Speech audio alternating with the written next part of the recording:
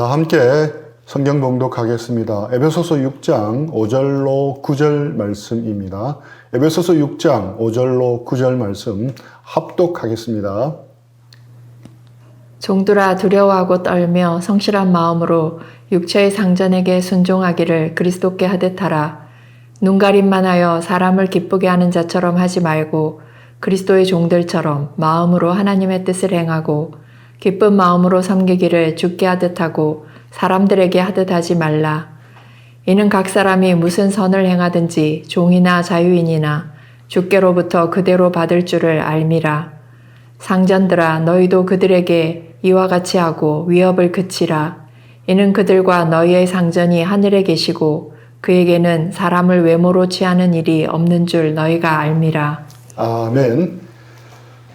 새로운 선교지에 도착해서 몇 달을 보낸 어느 신임 선교사에게 어떻게 잘 지내느냐고 물었습니다. 그는 다 좋은데 두 가지가 문제가 있다고 대답했습니다. 첫 번째는 함께 사역하는 동료 선교사들을 참을 수 없다는 것이었습니다. 두 번째는 선교지에 있는 현지 그리스도인 형제자매들과 잘 지낼 수 없다는 것이었습니다. 이것만 빼면 다 좋다고 말했습니다. 여러분은 이 이야기가 어떻게 들리십니까? 이것만 빼면 다 좋다는 말이 이상하게 들리지 않습니까? 선교사에게 그것만 빼면 남는 게 있겠습니까? 이처럼 관계의 문제는 누구에게나 있습니다. 우리가 친밀하게 관계를 맺고 있는 사람이 있다면 분명 관계의 문제가 있다고 봐도 될 정도입니다. 정도의 차이만 있을 뿐입니다. 어떻게 보면 신앙의 성숙은 사람과의 관계에서의 성숙함을 말합니다. 그래서 에베소서에서도 계속 성령 충만하라고 하시면서 관계의 문제를 다루고 있습니다. 오늘은 주종 관계에 대해서 말씀합니다. 오늘날 우리에게는 고용주와 피고용인과의 관계, 직장 안에서의 노사 관계에 대해 적용할 수 있는 말씀입니다. 오늘 본문 말씀도 제대로 읽으면 충격적인 말씀입니다. 어떤 신학자가 에베소서를 그리스도인의 삶에 던져진 폭탄에 비유했습니다. 제대로 읽어내면 폭탄과도 같은 서신서라는 것입니다. 이 말씀만 떼어서 읽지 말고 당시 로마 시대의 배경 속에 넣어서 읽으면 이렇게 할 수 있을까 하는 의문이 드는 말씀입니다. 가히 혁명적인 말씀이라고 할 수 있습니다. 1세기 당시 로마 제국의 종과 상전의 관계는 어떠했습니까? 당시 종은 노예였습니다. 에베소서가 기록될 당시 로마 제국에서는 무려 6천만 명의 노예가 존재하고 있었다고 합니다. 도시에 따라서는 인구의 3분의 1에서 절반까지가 노예였습니다. 에베소도 예외가 아니었습니다. 노예는 세습이 되었습니다. 부모가 노예면 낳은 자식도 노예였습니다. 돈으로 살 수도 있었고 팔 수도 있었습니다. 노예에 대한 생사 여탈권은 주인에게 있었습니다. 주인은 노예를 채찍으로 때리거나 감옥에 가둘 수도 있었고 사형까지 시킬 수 있었습니다. 노예는 법적인 권리도 없었고 명예도 없었습니다. 주인 마음대로 결혼시킬 수도 이혼시킬 수도 있었습니다. 여자 노예들은 주인에게 성적 착취의 대상이 되기도 했습니다. 광산이나 농장에서 힘들게 일하는 노예도 있었지만 도시에 살면서 주인 곁에서 일하는 노예도 있었습니다. 이런 도시 노예의 삶은 상대적으로 수월했습니다. 그리고 시대가 흐르면서 노예에 대한 대우가 점점 나아지긴 했습니다. 그래서 노예를 죽이는 것을 법적으로 금하기도 했습니다. 능력 있는 노예들은 존중받기도 했습니다. 풀려나서 자유인이 되기도 했습니다. 우리는 1세기 노예 제도를 너무 비현실적으로 비참하게만 그려서도 안 되고 또한 너무 낭만적으로 그려서도 안 됩니다. 그래도 노예는 노예였습니다. 주인의 소유물이었습니다. 따라서 노예의 삶의 질은 전적으로 주인에게 달려 있었습니다. 이런 배경 속에서 오늘 말씀을 이해해야 합니다. 당시 에베소 교회에서 예배를 드리고 교제할 때 모인 성도 중에는 종도 있었고 주인도 있었습니다. 바울은 그들에게 그리스도 안에서 새로운 질서, 새로운 관계를 설명하고 있습니다. 당시로는 관계의 혁명이라고 생각이 될 정도로 혁신적인 것이었습니다. 물론 여기서 오해할 소지가 있어서 짚고 넘어가야 할 것이 있습니다. 성경은 노예제도를 장려하겠습니까? 결코 아닙니다. 노예제도는 분명 악한 제도입니다. 그럼에도 불구하고 바울은 제도의 개혁보다 사람의 변화에 초점을 두어 가르치고 있습니다. 물론 구조적인 문제가 해결되고 제도가 바뀌는 것은 아주 중요한 일입니다. 가능하다면 바꾸고 개선해야 합니다. 하지만 한계가 있다는 것을 알아야 합니다. 가까운 지난 수십 년간의 우리의 역사만 돌아봐도 알 수 있습니다. 그래서 사도 바울은 제도가 바뀌는 것보다 사람이 바뀌는 것에 더 무게중심을 둔 것입니다. 제도가 바뀌더라도 그 제도를 운영하는 사람이 바뀌지 않으면 한계가 있기 때문입니다. 그래서 제도의 개혁보다 사람의 변화를 더 중요하게 여긴 것입니다. 물론 시간이 많이 걸렸지만 이러한 원리가 결국에는 많은 것을 변화시켰습니다. 역사학자들은 복음이 만들어내는 인간의 변화가 결국은 노예제도를 붕괴시킨 가장 큰 요인이었다고 지적합니다. 영국에서 노예제도를 종식시킨 핵심에는 윌버포스와 같은 복음적 그리스도인 정치가들의 헌신이 있었습니다. 미국에서 노예제도가 폐지된 것도 링컨 같은 신앙을 갖춘 지도자의 헌신이 있어 가능했습니다. 바울은 먼저 종의 신분을 가진 형제 자매들에게 권면합니다. 에베소서 6장 5절로 8절 말씀입니다. 종들아 두려워하고 떨며 성실한 마음으로 육체의 상전에게 순종하기를 그리스도께 하듯 하라.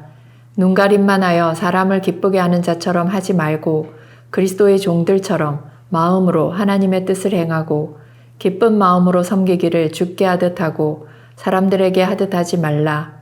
이는 각 사람이 무슨 선을 행하든지 종이나 자유인이나 주께로부터 그대로 받을 줄을 알미라. 5절에서는 경외함과 성실한 마음으로 육체의 상전에게 순종하라고 말씀합니다. 6절에서는 눈가림식으로만 대충대충 하지 말라고 말씀합니다. 7절에서는 기쁜 마음으로 주께 하듯이 섬기라고 말씀합니다. 8절에서는 주님께 받을 보상을 기대하라고 말씀합니다. 그런데 지난번 부모에 대한 말씀처럼 육체의 상전 앞에 어떤 수식어가 붙어 있습니까? 아무런 수식어가 붙어 있지 않습니다. 아무런 권리가 없었던 노예의 삶의 질은 전적으로 주인의 자비에 달려 있었습니다. 신경질적이고 학대하는 주인을 둔 노예들은 비참한 삶을 견뎌야 했습니다. 반면 선량하거나 자비로운 주인의 노예들은 전혀 다른 삶을 살았습니다. 주인에 따라 모든 것이 결정되었습니다. 마치 오늘날 반려견과 같은 운명이라 여겨집니다. 그런데 성경은 존경할 만한 상전이든 까다롭고 힘든 상전이든 심지어 꼴도 보기 싫고 때론 죽이고 싶을 정도로 미운 상전이든 순종하라고 말씀합니다. 베드로전서 2장 18절 말씀입니다. 사환들아 범사에 두려워함으로 주인들에게 순종하되 선하고 관용하는 자들에게만 아니라 또한 까다로운 자들에게도 그리하라. 선하고 관용하는 주인에게만 아니라 까다로운 주인에게도 순종하라고 말씀합니다. 노예제도가 없는 요즘 시대에는 오늘 본문을 어떻게 적용할 수 있겠습니까? 바로 고용주와 피고용인에게 주신 말씀으로 적용할 수 있습니다. 경영자와 노동자에게 주신 말씀으로 적용할 수 있습니다. 우리는 직장에서 피고용인으로서 성실한 마음으로 순종해야 합니다. 눈가림식으로만 대충대충 직장 일을 해서는 안 됩니다. 기쁜 마음으로 주님께 하듯 직장 일을 해야 합니다. 그런데 여기서 우리가 꼭 조심하고 기억해야 할 것이 있습니다. 에베소서에서 이 말씀만 떼어내어서 보면 이 말씀은 일반적인 직업윤리처럼 들립니다. 보편적인 도덕적 가르침 정도로만 들립니다. 그런데 이 말씀을 따라 사는 것이 윤리와 도덕을 실천하는 것으로 가능하겠습니까? 만약 가능하다면 우리는 세상 속에서 복음을 전할 필요가 없습니다. 윤리를 가르치고 도덕을 가르치면 됩니다.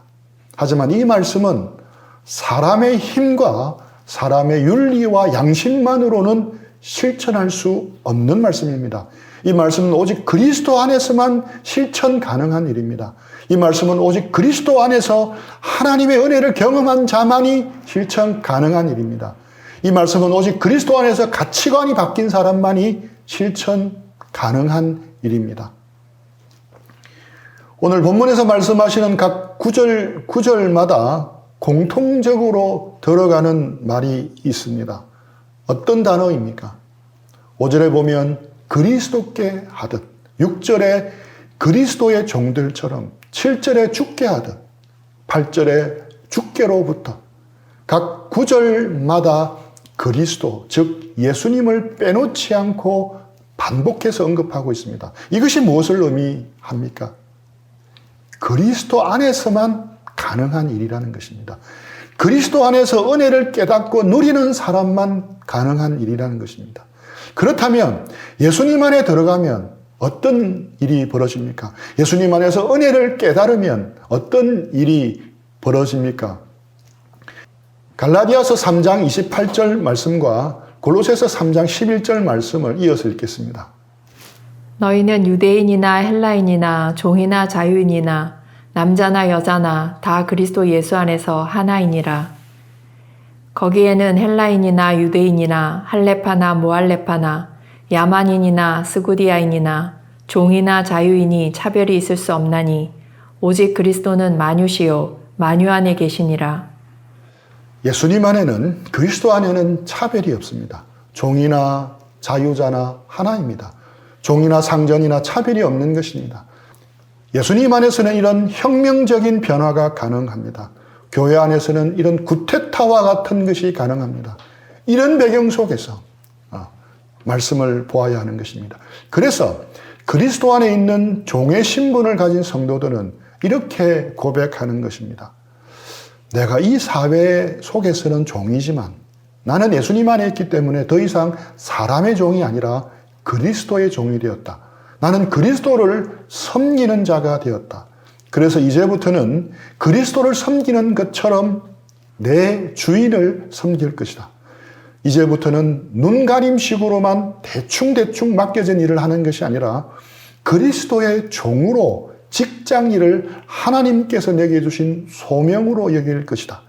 억지로 마지못해서 하는 것이 아니라 기쁜 마음으로 주님을 섬기듯이 직장 일을 하고 주인을 섬길 것이다.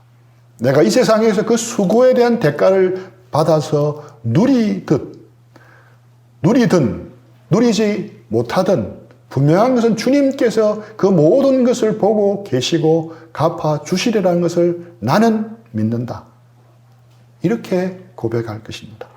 이것은 직장인으로서 직장 일을 할 때에도 우리가 적용해야 할 태도입니다. 가정주부로서 육아와 집안일을 할 때도 적용해야 할 태도입니다. 학생으로서 공부할 때도 적용해야 할 태도입니다. 그런데 이는 종에게만 해당하는 말씀이 아닙니다. 상전에게도 해당되는 말씀입니다. 피고용인만이 아니라 고용주에게도 해당되는 말씀입니다. 에베소서 6장 9절 말씀입니다. 상전들아 너희도 그들에게 이와 같이 하고 위협을 그치라. 이는 그들과 너희의 상전이 하늘에 계시고 그에게는 사람을 외모로 취하는 일이 없는 줄 너희가 알미라. 상전들아 너희도 그들에게 이와 같이 하고. 이 또한 당시에는 대단한 말씀이었습니다. 종들에게도 이와 같이 하라는 말씀입니다. 무슨 의미입니까? 지금까지 종들에게 명한 그대로 주인들도 행하라는 것입니다. 에베소서 5장 21절 말씀입니다. 그리스도를 경외함으로 피차 복종하라. 종들만이 아니라 주인들도 그리스도를 경외함으로 종들에게 복종해야 하는 겁니다. 종들이 주님을 섬기듯 주인을 섬겨야 하듯이 주인들도 주님을 섬기듯 이 종들을 섬겨야 한다는 것입니다. 주인도 종들을 존중하고 순종할 줄 알아야 한다는 것입니다. 종들에게도 주님께서 함께 하시기 때문에 주님께 하듯 그들을 대해야 한다는 것입니다. 분명 1세기 로마 시대라는 것을 고려할 때 이 말씀은 대단히 혁명적이고 개혁적인 말씀입니다. 그리고 이어서 말씀합니다. 위협을 그치라. 높은 지위나 신분이나 권세나 힘을 가진 사람이 보편적으로 잘못하기 쉬운 것이 갑질입니다. 함부로 대하고 위협이나 위력을 행사하는 겁니다. 주인들에게는 오늘날의 고용주와 비교할 수 없을 정도로 훨씬 더 강력한 파워가 있었습니다. 아무런 권리가 없었던 종들에게 생사여탈권을 가진 주인의 말이 곧 법이었습니다. 아마 말을 잘 안 듣고 겉과 속이 다르고 앞에서 볼 때와 아무도 보지 않을 때가 다른 나쁜 건성을 가진 종들을 다루기가 쉽지 않았을 것입니다.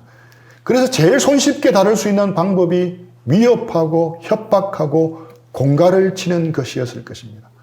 비록 이것은 종들의 인격을 무시하는 처사였지만 이것이 가장 손쉽게 그들을 다룰 수 있는 방법이었을 것입니다. 그런데 성경은 협박을 그치라 말씀하며 손가락을 위로 가르칩니다. 그들과 너희 상전이 하늘에 계신다. 하늘에 계신 우리 모두의 주인 되신 하나님은 외모로 사람을 취해서 차별하지 않으신다. 이렇게 말씀하고 있는 것입니다. 오늘날로 적용하면 고영주는 하나님을 경외함으로 자기에게 있는 힘을 올바르지 못한 방법으로 사용하지 말라는 것입니다. 고용주는 부당하게 해고해서는 안 됩니다. 일정한 기준이 없이 임의로 함부로 자천시켜서도 안 됩니다. 임금을 착취하거나 임금을 미루어서도 안 됩니다. 긍휼과 사랑으로 고용한 사람들을 섬기는 마음으로 대해야 합니다. 의롭고 공평한 방법으로 대해야 합니다. 왜냐하면 하늘에는 더 높은 상전, 하나님이 계시기 때문입니다. 그래서 하나님의 심판대 앞에 설 때 할 말이 있게 되는 것입니다. 이 말씀은 그리스도 안에서만 받아들여지고 이루어질 수 있는 말씀입니다. 그리스도 안에 있는 은혜를 경험한 사람만이 순종해낼 수 있는 말씀입니다. 사람의 노력만으로는 실천할 수 없는 말씀입니다. 거듭 말하는 것이지만 에베소서 전체에서 이 말씀을 보아야 하는 것입니다. 우리 에베소서 1장 1, 2절 말씀입니다. 하나님의 뜻으로 말미암아 그리스도 예수의 사도된 바울은 에베소에 있는 성도들과 그리스도 예수 안에 있는 신실한 자들에게 편지하노니 하나님 우리 아버지와 주 예수 그리스도로부터 은혜와 평강이 너에게 있을지어다. 에베소서를 시작하는 이 짧은 인사말 안에는 에베소서의 핵심이 담긴 두 단어가 있습니다. 바로 은혜와 평강입니다. 은혜와 평강은 서로 어떤 관계에 있겠습니까? 원인과 결과입니다. 은혜를 받아야 평강이 찾아옵니다. 은혜가 원인이고 평강이 결과입니다. 순서가 바뀌면 절대로 안 되는 것입니다. 순서가 바뀌면 성립될 수 없습니다. 은혜는 원인이고 평강은 열매입니다. 은혜가 샘 근원이고 평강은 그것이 모인 것입니다. 은혜의 샘이 모여서 큰 강을 이룬 것이 바로 평강이라 할 수 있습니다. 평강은 히브리어로 샬롬입니다. 이 샬롬은 내적 평안 그 이상을 말합니다. 샬롬은 관계 속에서 이루어지는 평강입니다. 샬롬은 하나님과 화평한 관계를 회복하고 사람들과도 화평한 관계를 회복하고 자연과도 화평한 관계를 회복하는 것입니다. 은혜의 샘이 모여서 평강의 큰 강줄기가 되고 그 넉넉한 평강 안에서 만물이 하나로 통일되는 것이 하나님의 계획이었습니다. 이것이 하나님이 원하시는 새로운 사회의 모습이었습니다. 하나님이 꿈꾸시는 교회 공동체의 모습이었습니다. 이것이 에베소서의 전체 그림입니다. 이 큰 그림 안에서 오늘 본문 말씀을 보아야 하는 것입니다. 그런데 과연 로마 시대의 압도적인 사회 분위기 속에서 이런 관계의 혁명과도 같은 일이 가능했겠습니까? 새로운 질서와 새로운 관계가 복음 안에서 교회 공동체 안에서 가능했겠습니까? 가능했습니다. 복음 안에서 은혜 안에서 이루어지는 대표적인 주종 관계 이해가 초대 교회에 있었습니다. 바로 빌레몬과 오네시모의 관계입니다. 빌레몬은 주인이었고 오네시모는 종이었습니다. 빌레몬은 골로새 지역에서 넓은 집을 가진 부자였고 자신의 집을 개방하여 그곳에서 함께 모여 예배를 드리고 있었습니다. 그는 종을 많이 거느린 재력가였습니다. 그런데 오네시모가 주인의 금고를 털어서 돈과 보석을 챙겨서 로마로 도망칩니다.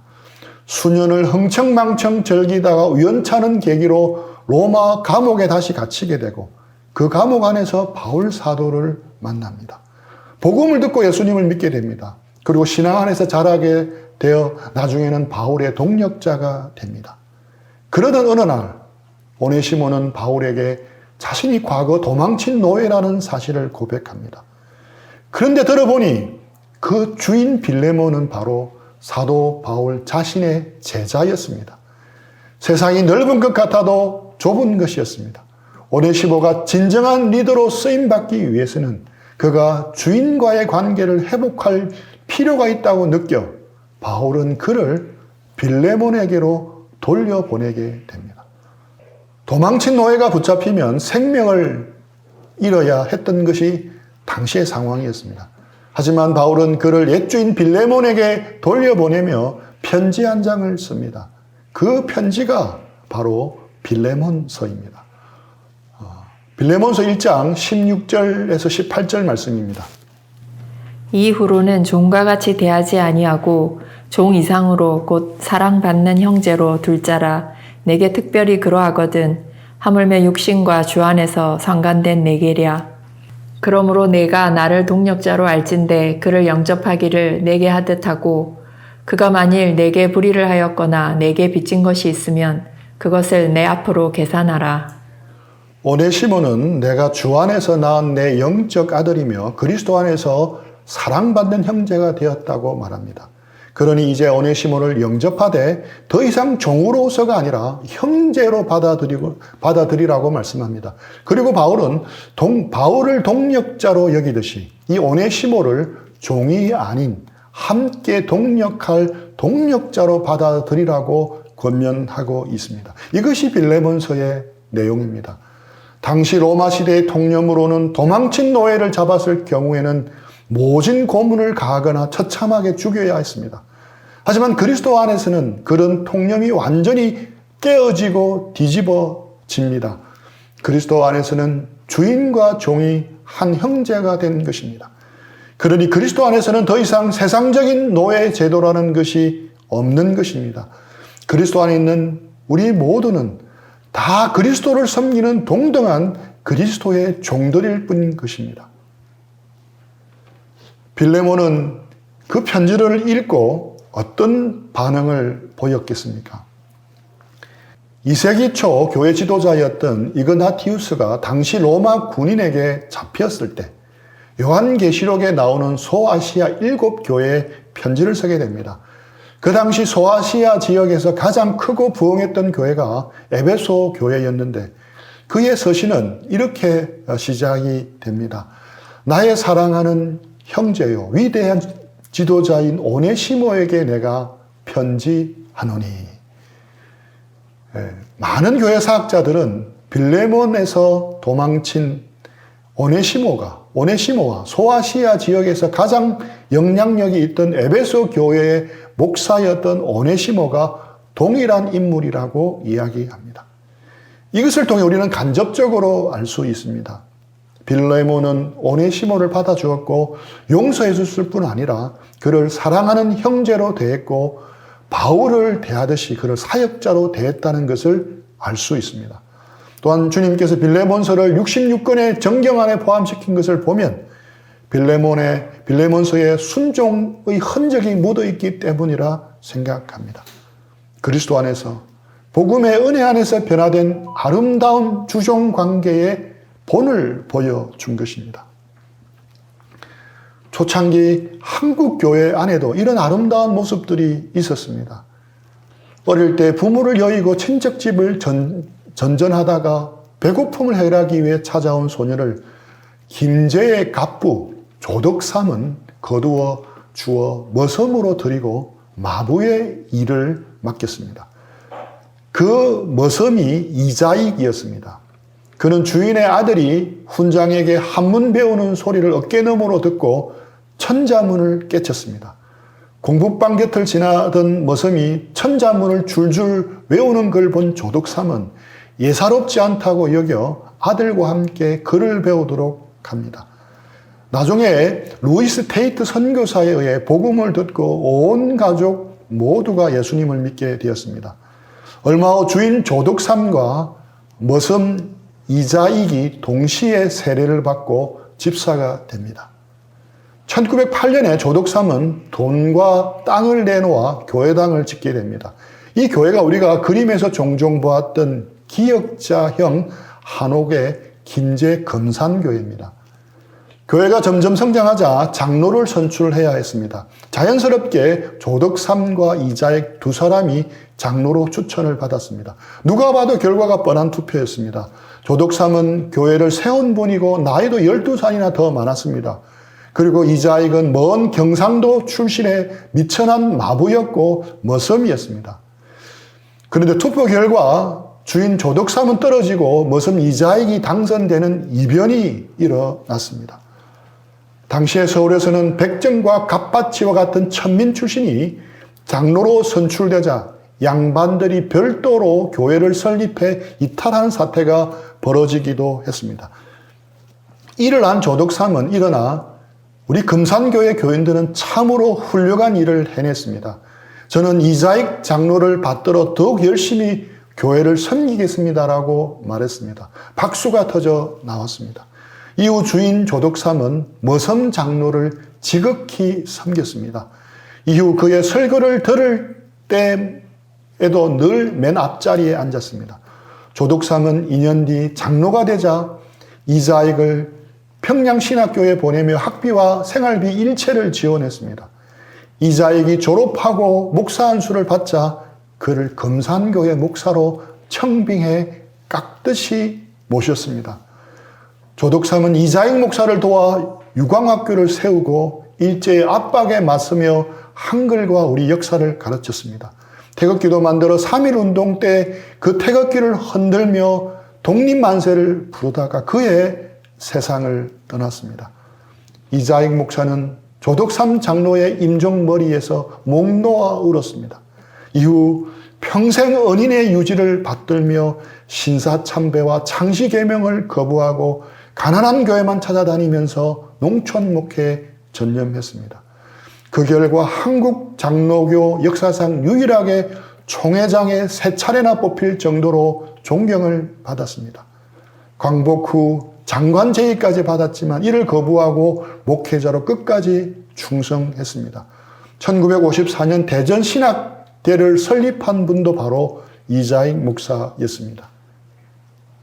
이처럼 그리스도 안에서만 관계혁명이 일어나 새로운 관계가 맺어지는 겁니다. 직장 생활 중에서 상관으로서 혹은 따라야 할 직원으로서 고용주로서 피고용인으로서 우리는 그리스도를 경외함으로 피차 복종해야 합니다. 그리고 우리가 맡겨진 직장 일을 주님께 하듯이 최선을 다해 성실하게 감당해야 합니다. 누가 보든 보지 않든 우리는 눈가림식으로만 직장 일을 해서는 안 됩니다. 주님께 하듯이 해야 합니다. 우리가 행한 일들에 대해서는 어떤 위치에 있든 주님께로부터 그대로 보상을 받을 것임을 기억해야 합니다. 분명 그리스도를 경외하시는 우리는 올바른 관계를 맺을 수 없습니다. 그리스도를 중심으로 삼아야 올바른 관계가 맺어지는 것입니다. 예수님이 주신 은혜를 알고 누릴 때 우리는 샬롬, 평강의 열매를 맺을 수 있음을 기억해야 합니다. 이것이 바로 복음의 능력인 것입니다. 복음은 관계의 혁명을 일으키는 능력이 있습니다. 주인과 종을 함께 변화시키는 능력이 있습니다. 직장인으로서, 가정주부로서, 학생으로서 그리스도를 경외함으로 우리 일상에서 만나는 관계된 사람들을 대하여 평강의 복을 누리는 우리 모두가 되기를 축복합니다. 우리 들은 말씀 생각하면서 적용하고 기도하는 시간들을 드리겠습니다.